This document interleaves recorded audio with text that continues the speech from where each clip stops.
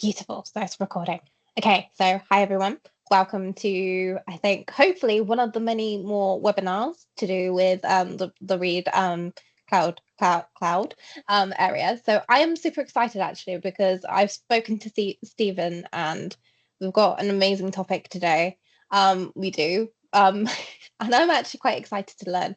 But I do find that nowadays we focus more on the technology rather than using our critical thinking skills. And this is something I was saying to Stephen about earlier this morning.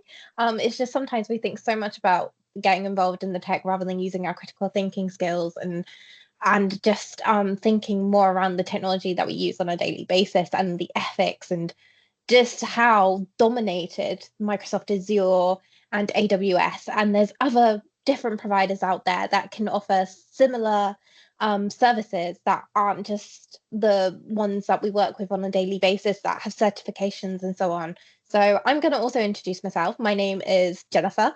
I am a systems engineer for a biotech company currently, and my favorite platform at the moment is actually Azure. So I basically specialize in Azure, but through the women in tech community, I've kind of realized that actually there is a lot of technology, and I think sometimes we get so focused on what we know and focused on a certain product that we forget that there's other technology out there. And I just think it was going to be really interesting speaking with Stephen about this topic today and the dominance of the US in cloud computing. So I'll go and let you introduce yourself, Stephen, as well. Thank you very much, Jennifer.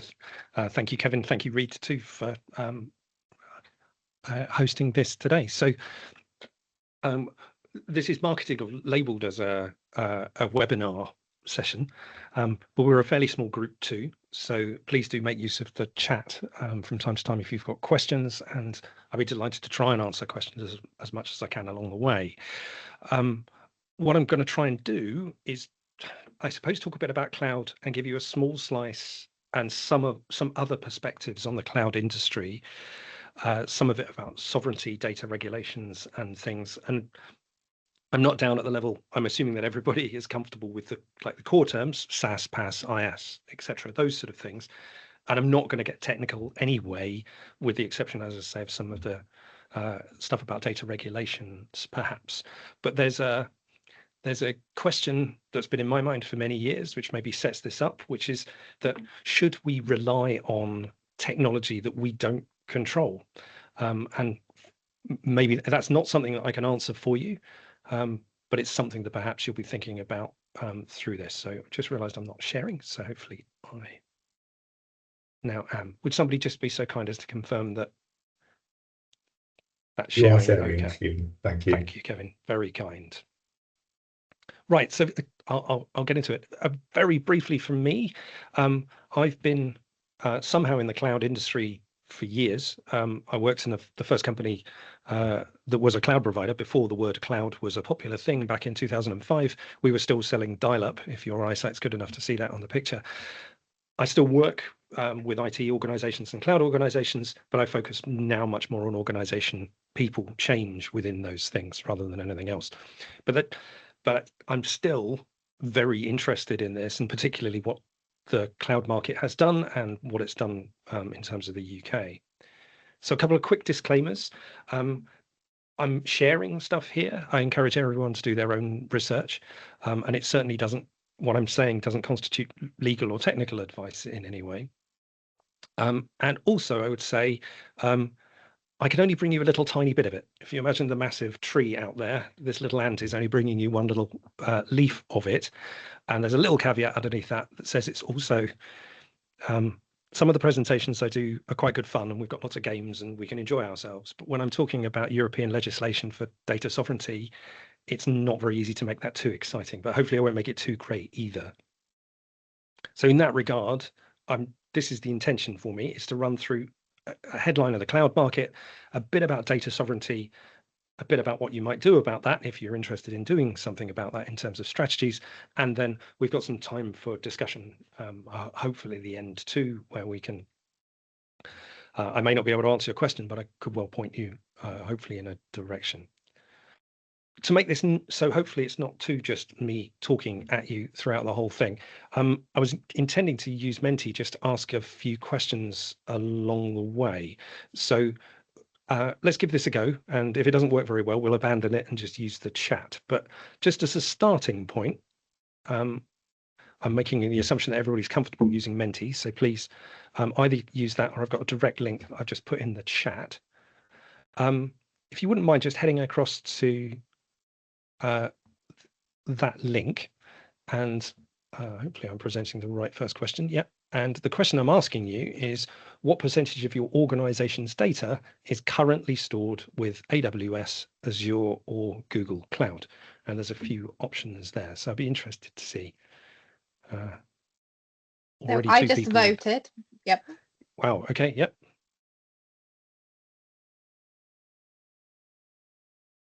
Okay. A lot. It's kind of the thing. And this is sort of what honestly, it's what I would expect. And I'll show you in a little while exactly why that's the case. So let's talk a little bit about the cloud market first of all. And I'll just give you a very brief history. This is Stephen's version of the cloud market. You may find completely different ones elsewhere. And of course, there's a full history on Wikipedia, as there is for everything else. But to me, there's three main phases. So the sort of the dawn, as it were, of modern computing, so from mainframe computing to the sort of client server model in the 80s, 90s, and so on, we've always had this idea anyhow that we farm off, as it were, or we put workloads onto some sort of central, more capable processing unit to return the data back to us. That sort of idea, as the internet took hold in the late 90s and the beginning of the 2000s, moves into this sort of experimental phase, where in 2002, the first Amazon-owned service, which was a developer platform, arguably a PaaS in today's language, and then they moved into storage and so on. And we've got the entry in here, really, of all the companies that we would think of today. So you've got Amazon with AWS, Google, and Microsoft Azure, of course. Don't forget to Red Hat with things like OpenStack and OpenShift. But this was a period of experimentation, I guess. This was where, in my own career, we were hosting Microsoft Exchange mailboxes, and we were doing that in a multi-tenant way at a time where Microsoft were watching us with interest, but weren't convinced that that was going to be a viable business model. Obviously, Accelerator today, it's a very different thing. And then finally, we've got this sort of expansion phase. And I've included a couple of legislative things in here too. The UK government in 2012, under this idea of a framework called G-Cloud, promoted for the first time the idea that their solutions, and I'll talk more about this, should be public cloud first, rather than particularly on-premise and doing things like that. And then you've got launch of sort of other major platforms, the move into containerization and serverless functional stuff with Kubernetes and Lambda, things like that, moving to this modern world where we're paying by second. I will come back to these ideas too about how things like GDPR, protection of personal information, for example, under that legislation, and I will talk about the US Cloud Act too, because I think that's important for anybody that's operating in a UK organization. Back to that point about why I wasn't surprised, though, that people were at the right-hand side of that graph. The global market share right now of cloud providers looks something like this, with AWS owning approximately, well, almost a third. Okay, that's not very good maths from me, but 28% isn't quite almost a third, depending on how far you stand back, of the market, with Azure and Google closely following them. If you note all of the major providers here, the four top companies there are all American, with three Chinese companies in Alibaba, Huawei, and Tencent turning up there too. Apparently, cloud infrastructure service revenues this year are on track to exceed 500 billion, so $500 billion. I guess that's a half Musk in today's money, but $500 billion anyway, of revenue this year. But what about specifically for the UK, because that's a global thing, and I wanted to talk about the the UK. According to the CMA, which is the Competition and Markets Authority, and I'll touch on them a little bit later, right now we've got two main players in the UK, AWS with 40%, Microsoft Azure with 40, and then everyone else, which will include the Googles, but it will also include local suppliers of cloud and so on as well. And just to color that in a little bit, basically everywhere you look in almost every sector, this in this case is AWS, you'll see whether that's banking, retail, things like media, Reach down in the bottom left-hand corner. That was Trinity Mirror, for example, and they own it's about 120 newspapers across the country, for example. So they've got their, or rather, we as a nation, many of our organizations have got our services sat in clouds belonging to AWS and Azure and Microsoft and so on. There's a few clear reasons, I suppose, and I would imagine you've already got an idea for yourselves about why these providers dominate. I've sketched a few in this sort of fairly simple diagram. Hopefully this won't be too patronizing because I think this is perhaps fairly well known. In no particular order, these providers have clearly got a global footprint. And that global footprint means a couple of things. Obviously, redundancy in that you can have a service running. They've got multiple endpoints in different regions, but you've also got a latency thing. If you imagine an international organization trying to work with a UK only provider, you're going to have clearly, even if redundancy is okay, latency is going to certainly be a problem. They will claim that they're at the forefront of feature development, and arguably that's true in a number of ways. There are new functions and capabilities that AWS introduced, for example, that led cloud companies I've worked for to directly produce similar features and functionality. So they are able to innovate and play. Economies of efficiency and scale, and I'll kind of leave that hanging, I guess, for the moment, with a view of, well, clearly that means that they're cheaper than everyone else, doesn't it? And I'll come back to that. They also, and this is probably the main reason for their kind of growth and rapid expansion, is that other large technical companies, these three are all on AWS, for example, use those providers themselves. So when you're watching your Netflix series, you're not connecting to Netflix infrastructure, you're connecting to Amazon AWS infrastructure.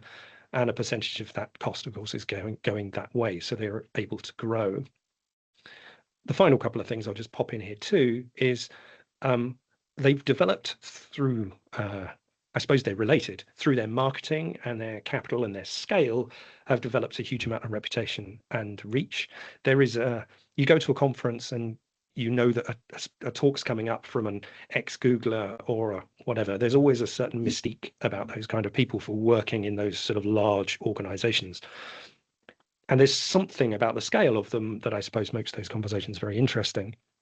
But that money is used both in terms of marketing and continued market presence and awareness, as well as, and I'll talk a little bit more about lobbying. So talking to governments around the world and encouraging them to think about things in a certain way. So, like I said, there's no order there. This is a bit chicken and egg, really, because it interacts with one another, but it's success builds success and so on. And they've ended up growing as they have. So I mentioned a couple of times in there about the government, or specifically the UK government. The UK government, since 2012-13, decided to make cloud, or rather public cloud, the first choice for solutions. So when you're building a thing, whatever it is, you should put it on that platform. So don't worry about the detail here. Well, indeed, you can go and have a look at the government. This is all public information anyway, under their cloud first policy. But there are 9 principles in the current revision, which was revised a couple of years ago. But consistent throughout is this idea that we should go to public cloud first.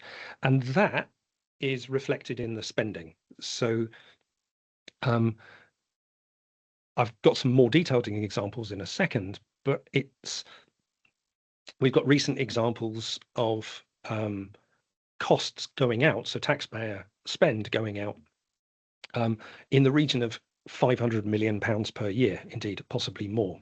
So here's a list of a few. The one good thing about government, of course, is you can actually see what's happening. outside of the military and intelligence services in a bit more detail. So on the contracts finder, you can actually see who's been buying what. Whether or not you knew that these departments were using these platforms, or whether or not you knew that, for example, the Home Office penned in 2023 a £450 million contract with AWS for hosting, I don't know, but clearly it's pervasive in here. One note just about GCHQ there, because that's supposed to be somewhere between £500 and £1 billion, was, this is a quote from one of the procurement team, in GCHQ's reported view, no UK-based public cloud could provide the scale or capabilities needed for the security services data storage requirements. I'll just let you choose what to make of that. And it's not just AWS. There's another long list here of costs going out to Azure platforms for everything from the Ministry of Justice to the Nuclear Decommissioning Authority. Kind of everyone, as it were, almost every department now seems to have hosting on these platforms. That also, I think, sets up another idea, because you might notice here, and I did it somewhat intentionally, that there's a succession of Department for Education contracts in here. And this is true across multiple departments. Once you've got, and arguably this is where the conversation about ethics, I guess, begins, if your workload is on a platform, it's difficult to then move that across to another platform. And the big providers don't particularly make this very easy. So picking on AWS again for a second, and I've just got some stats around this, that most, or most is 60%, fair enough, back to my qualifications in maths here, but 60% report significant difficulty migrating. And I've had plenty of conversations with leaders in technical organizations that have said the same. Migrations take a long time. Platform 1 doesn't interoperate very well with Platform 2. And there's a lot of proprietary tech involved, like these things here, Lambda and AWS specific APIs. But of course, within AWS, you've got a marketplace of other tools that work with AWS. So each little increment of service that you take potentially makes it difficult to move out. Briefly, just to touch on that 3-to-1 skills gap at the top, by the way, in the market in general, the number of people who are general cloud capable people are outnumbered 3-to-1 by AWS capable engineers. So if you're an engineer working for an organization and you've got a choice about technology, do you go with what you're skilled in, or do you bring something else into the mix? And clearly that's going to have an effect. It also is expensive to move data out of many of these platforms. There's a Gartner number there of millions to potentially move, and I'll touch on egress fees a little bit later. What this sort of ends up meaning, and these are some more commercial points, I suppose, the total cost of ownership of these platforms over a period tend to be higher because of that lock-in. You have no choice about doing anything particular else.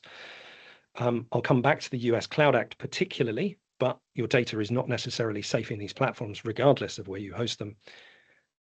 You're locked, obviously, into their roadmap. If you think, oh, brilliant, we've got our stuff on AWS, but there's an Azure or a Google function we really want, you may not even be able to access it. And then there are a couple of other points there, including when the buyer comes along to look at a company for acquisition, say, contract lock-ins is a standard thing that people will look at. You know, what sort of assets or what sort of debt am I taking on, or what kind of implications am I taking on with an organization? As a quote which I think sums it up beautifully from the CTO survey, AWS isn't just a cloud provider, it's an ecosystem, and leaving means rebuilding. And clearly that's not a small thing to ask. Just got a couple more slides, and then I'll ask another question of you all too. You might think that with all of that sort of stuff happening, that domination in the government space and so on, and that absolute dominance of the two providers, Azure and AWS, that we want to do something about it. And through a lot of nagging from different industry bodies and otherwise, the Competition and Markets Authority over the last few years have carried out an investigation into the dominance of these providers. They concluded that cloud services, there are limited choices, which we've kind of already seen. There are barriers to switching, and to the point I talked about why these organizations are dominant, it's difficult to imagine a new provider walking in tomorrow and having the money to build multiple international data centers and so on. So there's a very high bar. Literally, one of the quotes they came out with was that the market is not working as well as it could, which didn't exactly fill me with a great deal of confidence. And regretfully, apart from one piece of formal investigation which is carrying on about Microsoft's licensing practices in organizations, so the Windows and so on, the action against the cloud market has been to, for now, accept that Microsoft and Amazon voluntarily are looking at ways to reduce egress fees and improve interoperability between their clouds. But that's a complete voluntary thing. There's no legislation there forcing them to do it, and no move to do it that way. So let me just ask you another question, which is somewhat in step with what we've just been saying, and I just need to move Menti on, which is to say, pardon me, do you believe US dominance in cloud computing poses a strategic risk to the UK's digital sovereignty or economic security? And I just invite you to vote on there, if you'd be so kind.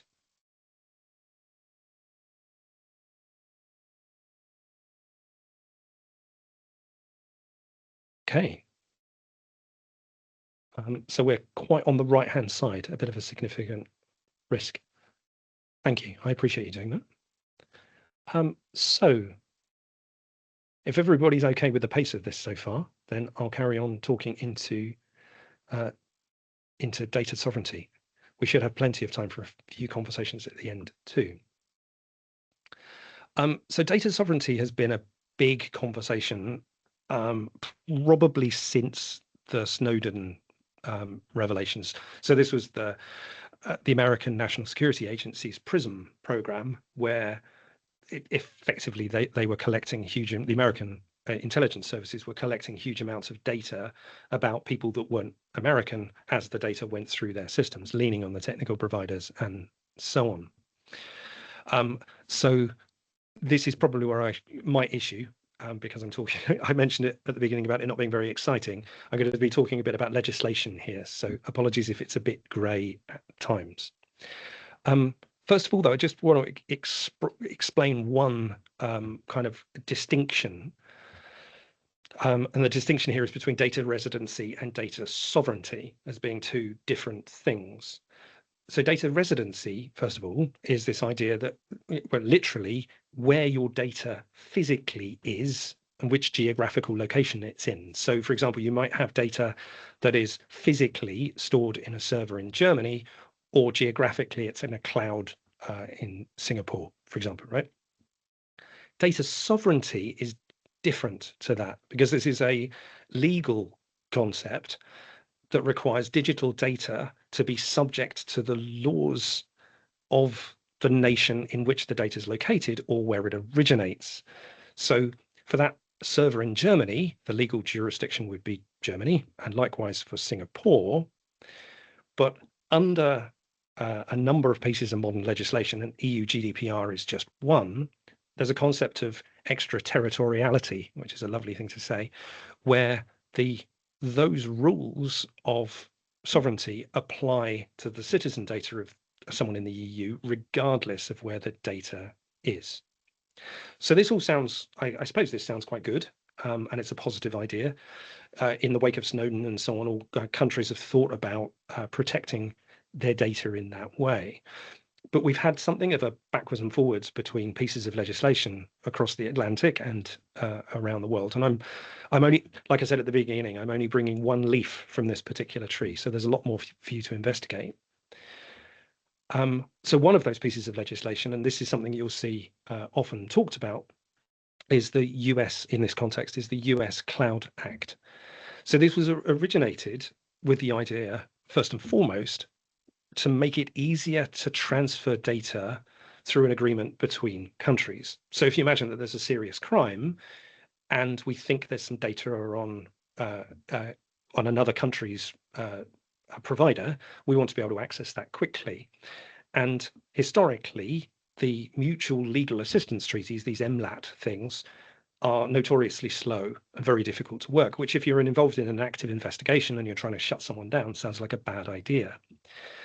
So the idea was to set this up to improve that. But there were other things that came along with this legislation too, notably the second one here, that US law enforcement can compel any of those US tech companies, so the ones we've just been talking about, to produce data which is stored on those platforms, regardless of where it is. So even if you're hosting in AWS EU somewhere, this act says that the Americans have the right to ask Amazon or whomever to take that data out. There's also notes in here about that being done without any notification to the customers, so you wouldn't know that your data is being taken out. And this flies, well, perhaps clearly in the face of GDPR type legislation that says, hang on, this is our data, it's territory with us, it was created in this country, and yet we're still there. So there've been sort of two responses to that. There's been a UK response and a US response. Oh, sorry, a European response. The UK response really is to go along with this. And in 2022, we set up the first, there's another with Australia now, but we set up the first data access agreement. So under that first point of the Cloud Act, this idea of being able to transfer data back and forth, we set this first one up in October 2022. So providing both authorities, US and UK, the ability to reach in and request data.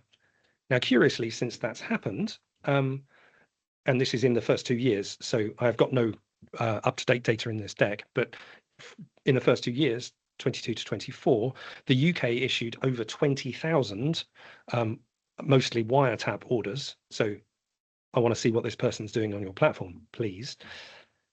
Where through the same period, the US made 63 of us. When those requests have come our way, it seems that we're in a little bit of hot water with the US because we haven't made it clear enough that our providers should be releasing that data to the US under this agreement. So the Americans are starting to scrutinize this a little bit more, and that will continue to kind of go backwards and forwards. But broadly, what we've said underneath this Cloud Act is, in the pursuit of dealing with serious crime, we want to help, we want to partner, and so on. The EU response has been slightly different, and they've pushed a lot of bits of legislation. They do not have one of these data access agreements in place. But back to that point in the Cloud Act a second ago, there was an inquiry last year in France where the Senate, the French Senate, were looking into public procurement, and they had a Microsoft director on the stand, and they asked basically this: could this Microsoft director of public affairs and so on guarantee that French citizens' data on American platforms wouldn't be released without explicit French government agreement? And the Microsoft representative confirmed not.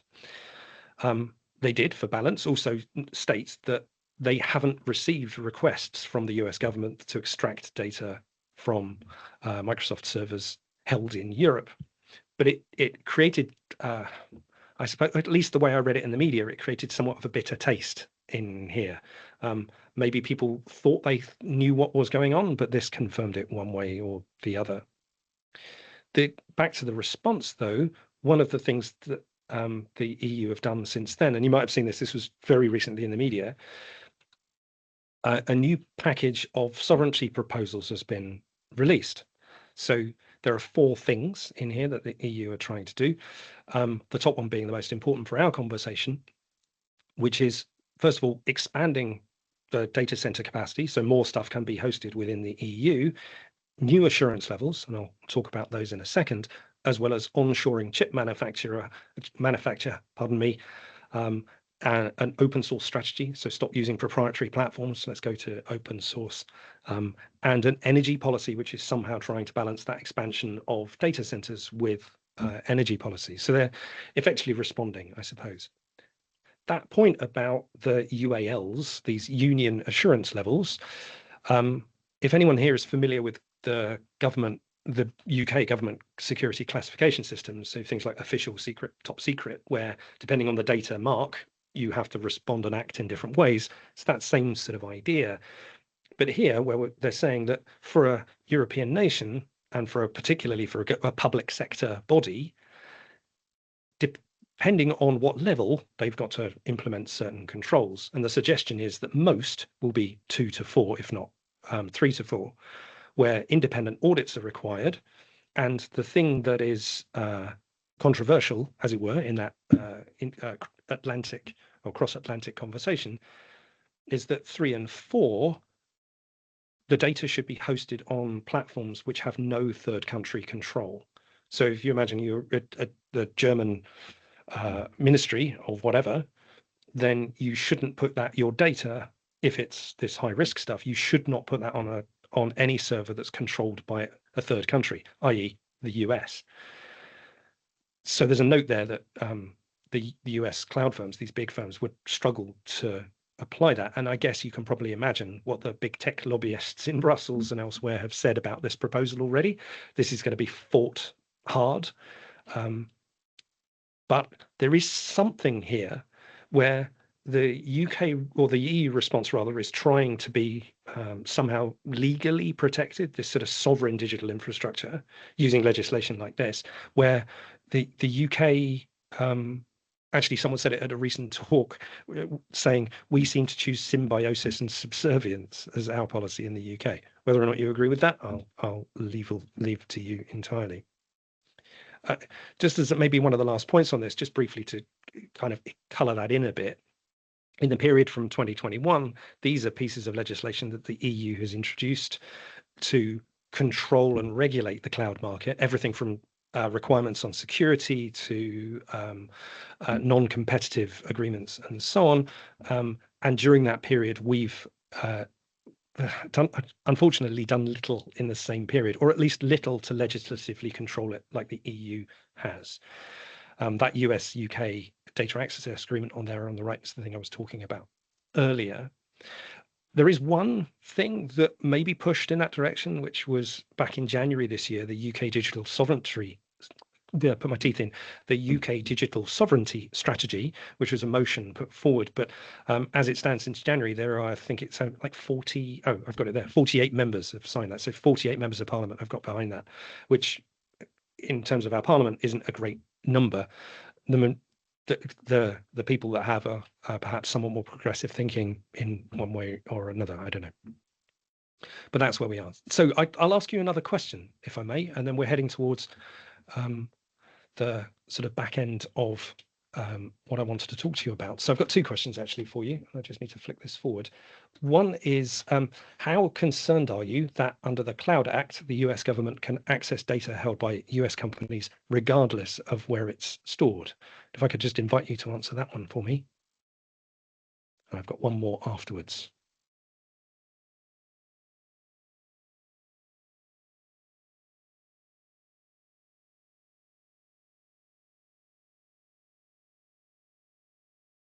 Okay. Thank you. Thank you. And then I've got another question sort of that follows on from that in a way. Oh, no, not that question. I've got the wrong question. Where's it gone? I've lost my question. I'm sorry. I'm just going to have to do this through chat, and I'm going to have to quickly organize this. So please don't go to the Menti. If you would be so lovely as to just put a yes or a no in the chat to this one, that would be very kind. Sorry about that. Should the UK government introduce its own sovereignty framework, so like the European Union are doing, to reduce reliance on US providers? So do you think we should be legislating, or do you think it's fine operating as we are? And if you just put a yes or a no in there. Thank you. Thank you. I appreciate this is, yes or no to such a deeply nuanced legal and international question is difficult, but I appreciate that very much. Okay, so just stepping into a final section then, just want to talk a bit about strategies and alternatives. this isn't technical, but I just wanted to talk a little bit about, I suppose, if the things here that I've been talking about concern you, there are a few deployment modes, I suppose, or a few ways of thinking about the use of cloud that may get you around it. So the first, and maybe this is a little bit challenging for some, there are some cost implications to this for sure, is to implement purely private cloud. And by that, I mean, use either self-host your stuff, which is arguably, well, that's just on-prem, isn't it?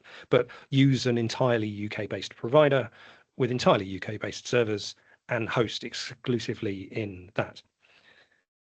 So that's sort of option one. Effectively, it's like you're taking the network cable out to the rest of the world in some degree, I guess there. That's maybe not tenable, but if you're in a public cloud space, the one thing that you probably have under your control, or rather the only thing I think you have under your control, is the control of the data itself that's moving around.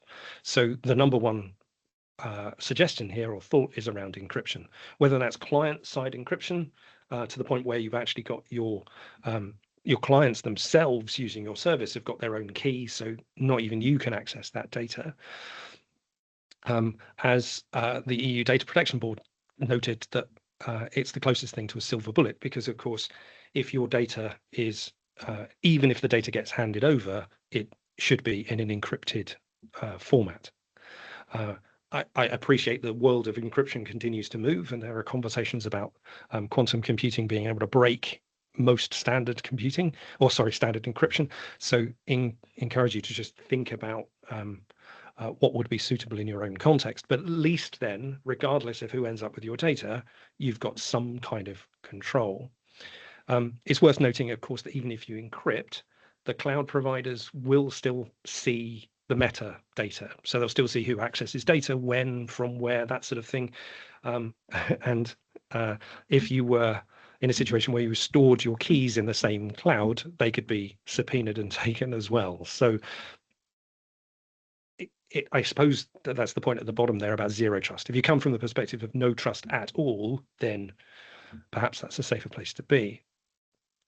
A third option, and I'm sure you're familiar with the idea of hybrid cloud already, but the idea where some of your service is hosted privately, even some of it's on-premise, I suppose, if you think about a hybrid service overall, but just purely in terms of cloud, you've got some stuff which you're completely in control of, is sovereign, cannot be touched by any of this stuff that I've been talking about. So you can pop your high security sovereign workloads in there with the public cloud using encryption where appropriate for other service.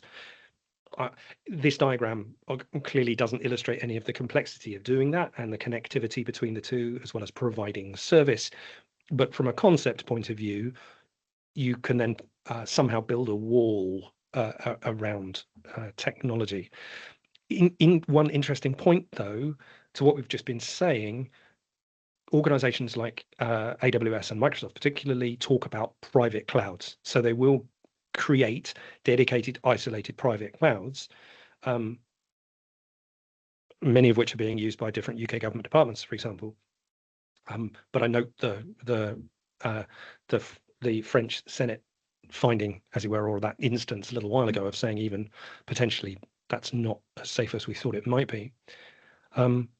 And then finally, although really this is more of a template for dealing with the cloud lock-ins, as we're being stuck with one provider, is to engineer your services in a way that they operate across cloud providers. So that fundamentally, I'm talking about, sure, encryption on data in there, but I'm talking about open standards, containerization, things like that. At that level, that sort of level of abstraction, moving workloads between those platforms is more achievable. There are, of course, questions in all of these about cost, and depends on the how hard you or how important a workload might be. I saw a talk recently with a bank, for example, and their mobile app runs in AWS, but their backup app, which is not just simply a copy, but a completely ground-up engineered thing, runs in Azure. So in the event of a failure, and they fail regularly just to prove that it works, you get a smaller echo service from Azure instead of an AWS one. But it means that they're not tied to both, or they're not tied to one provider entirely that I was talking about. As a last few things then, for what I wanted to talk to you about, I just wanted to share a few of the UK providers. And I've got no affiliation with any of these. I'm not trying to sell anybody. I don't get any kickback or otherwise. But a few names that you might just go and investigate for yourselves are here. Sevo, 6 Degrees, Brightbox along the top, then Pulsant, IOMart, and Red Centric. Perhaps the ones at the bottom, maybe you might think of more as traditional hosters, tin hosters, put a server in a rack somewhere, although they've very much got cloud-based services now. The top group are focused on providing service. So all of these are UK-owned, UK data-centered cloud providers that can meet, rather than asking questions, I suppose, about some of the legislation and lock-in and so on, the idea is these companies can take you past that. The question that, because I used to get asked this a lot in the cloud companies I've worked for, but isn't the performance just going to be rubbish? You're no longer in this hyperscaler world. So I found this, and this is a completely independent piece of research which was done fairly recently between Sevo, for example, that top left provider there, and AWS. And pick a line, really. For a start, Sevo have got no charges whatsoever for ingress and egress. So even if you don't like their services, you can leave for free, which is utterly different to the AWSs and so on. But more than that, broadly across the board, performance was better. There was a comment in the article about being surprised that I got access with Sevo to using as much technology as I did. And then the costs at the bottom are astronomically different, arguably. So the base cost is 1.5 times more. But if you matched exactly the storage service with, or the disk service with AWS to Sevo, it would be 8.5 times more expensive to match that service in AWS as it would be to use it with Sevo. So it's not as simple as just saying, because these big providers are big, they're going to be cheaper, they're going to be the best answer. Really strongly encourage you to do some of your own research. So just a point about geographical availability, it's a good question, of course. So some companies like Sevo do have sovereign solutions elsewhere. So they've got kit, I believe, please check, but they've got kit in the US, they've got kit in India, for example. But unlike AWS, it's not like a one environment thing. It's, if you've got your sovereign stuff, it genuinely is the data that's created and stored in the UK is just within the UK, and they've got presences elsewhere. Clearly, though, if you're using multiple ones, there are questions to ask, and they are the experts for that, rather than a slightly cloud retired man like me. But please do your own investigation. So just as a bit of a summary then of what I've been talking about, and then definitely a screen in a second that you might want to take a photograph of. So we know that the US dominate this market, and that's driven for a number of different reasons. At the moment, unlike the EU, the UK stance is to kind of go along with this, and whether or not you're as bold or as blunt as the guy that I heard the other day talking about this idea of us being subservient to the US, we don't have a plan to create that law at the moment. So I think probably an important point there I've made is number 4, that our data center is in London is absolutely not the same as our data is legally UK sovereign. Those two things are very different. So think about some of the stuff that I've talked about, maybe, if that bothers you, from containerization to an encryption. And then the last point is to engage with and learn about some of the industry bodies and resources in this space. And I say you might want to take a photograph. Here are 5 groups you might want to take a look at. Someone I used to work with, who I've got all the time in the world for, Nikki Stewart, is at the Open Cloud Coalition, and she spends an awful lot of time between various countries, the EU and otherwise, lobbying for a fairer, competitive international cloud market. So follow her on LinkedIn, and you'll be amazed at, well, you'll realize just how much you don't know, which is kind of every time I talk to her. Then to these other groups here all have positions and ideas, including the NCSC and the National Cybersecurity Centre, which has actually got some guidance from a technical perspective as well as a policy perspective for using cloud in your organization, if you'd like to. So as a last thing, please do reach out, connect. I'd be delighted to talk to people more if you aren't already. Personally, as I say, I'm not in the cloud space particularly in the way that I was technically, at least, but I do help organizations with these kind of questions, because the question isn't simply yes or no, should we do AWS or internally? There are going to be a million moving parts to that, and those are the sort of wicked conversations that I like to engage in. And then lastly, just because I'm here as a shameless plug, and Kevin, hopefully you won't kill me for this, if you want to know more about my thoughts on organizations, then you can get a copy of my book, or you can get the audiobook for free at my website. And that covers me for today, I think. Apologies for the shameless plug at the end, but I shall stop sharing. There we go. And I'd be delighted to, we've got 10 minutes. I don't know if I can answer questions because I don't know how much I don't know. I have a question.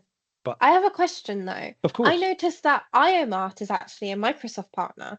Mhm. They are heavily reliant on Microsoft. Mhm. So I was just thinking, even though they're part of the Open Coalition, they still use Microsoft services. Yep. And I just find that quite interesting with, we say that they are, what's the word? Open Coalition. Yeah. But they're still relying quite heavily on Microsoft services. I just find it quite interesting because your data could technically be stored in a data center somewhere else, really. It's interesting. So, there's sort of bubbles within bubbles here. Okay. And that's why I encourage you to do your own research anyway. So Azure, for example, they're in conversations about using that as a platform. Effectively, imagine that running in a container inside a private hoster, rather than so. Though, please don't, as I say, take that as technical or legal advice. That's fine. But there are shades. So they may help you work with Azure, sure, but they may have a private offering like that. Companies like Civo and some of the others have entirely their own platforms. So you talk about things like OpenStack earlier, or sorry, OpenShift. That's a full PaaS platform based on Red Hat, and a number of those will host these. So those are, you can run that on anything and then make it entirely private. Okay.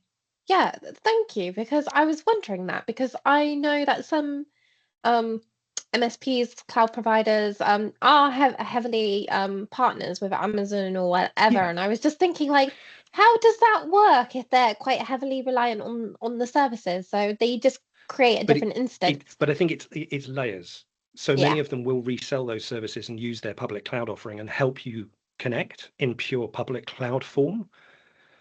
That's why I was talking about the difference between sort of private cloud and so on. So exactly what options are below that line, I'm not your guy, but there are options below that line. No, it's interesting. It's interesting. But if you flick around those providers and have a look at their services, you'll soon get an idea of the kind of differences. I will. What else? Is there any other questions?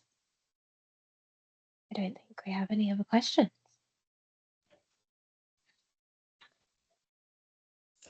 So hi, this is Shweta here. Shweta, thank you so much. This is really, really valuable. I don't have a question, but this was, as I said, this was very informative. I was sure that there are so many other providers as well. I think one of the things I started looking into this was the outages that we've had with Cloudflare AWS, and things. Yeah. That made so that made me think that it's completely bonkers that we don't have our own thing, and we should be investing and we should be researching of how do we get our to some extent a little independence from the US based providers. I think this is really informative. I'll definitely connect with you on LinkedIn, and hopefully you can Thank you. Thank you. This is really informative. I just had a philosophical point in there, because I think probably me being I'm somewhat of a soft liberal, whatever. I like the idea that we all live on one planet where you don't have to have these conversations, because there is no threat of a one country using this as soft power over But another so, one. so I say, we're just in I one say a place. year, Adam, but you know, it's But unfortunately, I don't think we're in that space right now, where it's just we can just trust everyone to be nice. I'm not sure that's the case, unfortunately. I'm sure this tool internet, most of it. I cannot imagine, you know, it's already, I believe we've had too many such instances where we've all our flights have been cancelled because of the outage, and it's led to one pointing finger to one person. Fortunately, it's been that way. But yeah, in order to avoid those scenarios, we might as well start looking at this. And with AI, I think it's more than ever. It's important. Yeah. That we get this conversation going. There's that mystical or mythical idea of a shark chomping one of the transatlantic data cables as well. Because that's another advantage for hosting here, is you don't have to worry about those sort of things too. So that's why I say this is such a difficult, it's an utterly company contextual question, because it depends on what your risk profile is, what's important to you as an organization. If you're not hosting, national security data, then it's a different question to if you are, that sort of thing. So and that's ideally where it should sit. Sure. Then what elements are we using for the system? Cool. I'll hand back to you then, Jen, if I may. Okay, so for the sake of the recording, if anyone would love to do a webinar for Cloud, you are more than welcome to. Just contact Kevin or contact me on LinkedIn. I should most probably post this webinar on the LinkedIn feed most probably, and just say that people listening to the recording, it has been amazing. I would highly recommend that if Stephen in the future is doing any more webinars, please let us know, because it was so interactive and so interesting. It was to just learn more about the regulation, because we spend so much time more on the technical, we never see the different perspectives. So you've given me a vast amount of knowledge from this. Halo does teachings as well. Absolutely. Yeah. So thank you, Kevin, for getting such good speakers as well. And that's the challenge, isn't it? Because if you want to stop the recording, Kevin. There we go. Hopefully.